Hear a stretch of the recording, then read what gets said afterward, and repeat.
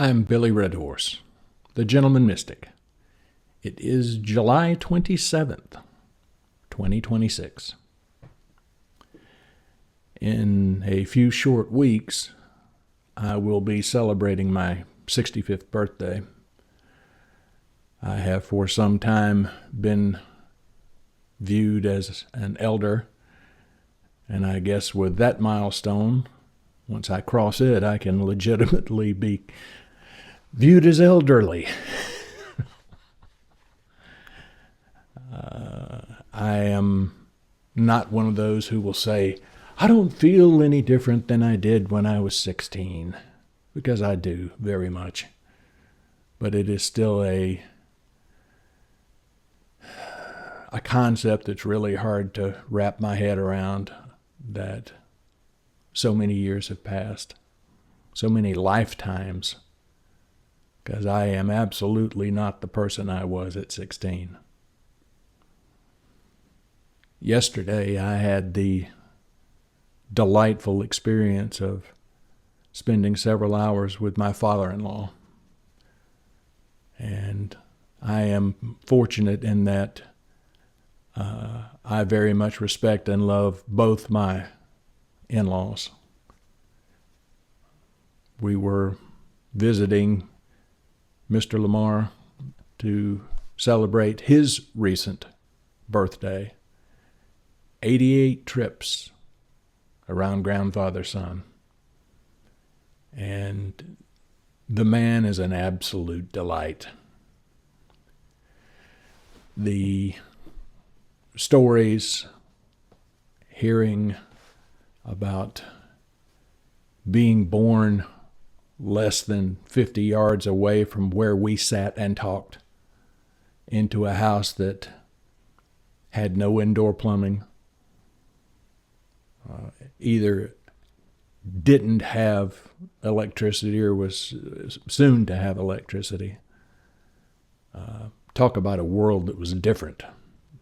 That was a different world. To be able to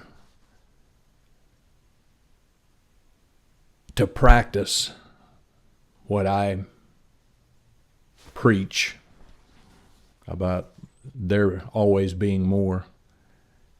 At 65, me, being able to sit and learn from my elder and hearing of struggles and realizing that, even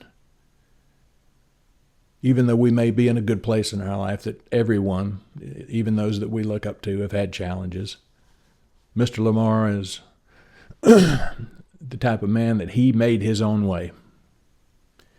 He started as a young man in banking, then went to law school, passed the bar, and decided that was not what he wanted to do with his life. He has made his living for 55 years, 60 years now, building race car engines. And he has made some of the best dirt late model engines in the Southeast. And it was a tough life. It was one that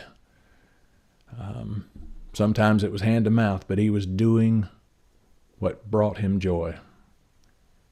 He found the beauty in the creation of the skill set of being able to make something that other people could appreciate and other people could not duplicate. You may notice that I have said Mr. Lamar. I have never once called that man by his first name without the honorific of Mr. It's a very Southern thing. If you're not from the South, it may not make sense. It may sound silly. But I would never address that man simply by his first name. For the longest time, he was, well, no need to rehash the obvious. Why am I telling you this? What is the point? Even at 65 years old, me again, I can learn. I can look up to those who have gone before me. Oh, and by the way, Miss Christine, my mother-in-law, she is a firebrand of her own, and there is so much knowledge, so much wisdom. And the sad thing is, when I was a much younger man, I would have politely listened. I would have taken the information on board. I would have considered it. Now I soak it up like a sponge. And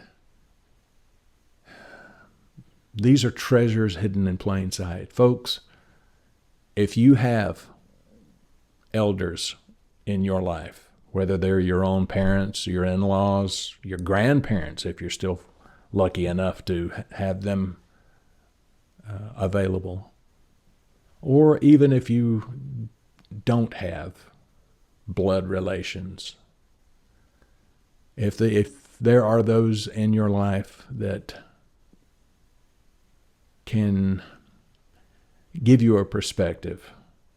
Yeah, it may be old-fashioned. Yeah, it may be out of step with the modern times.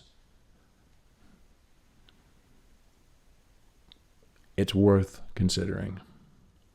It's worth hearing. And who knows? You may find a pearl of great price. Something that can change your life in a way that you would not have thought possible. Every time I visit with Mr. Lamar and Miss Christine, I sit there, I give my opinions, I talk, but I listen, and I soak it in, and I am blessed to be able to do so. I hope that you can do the same, because there is always more.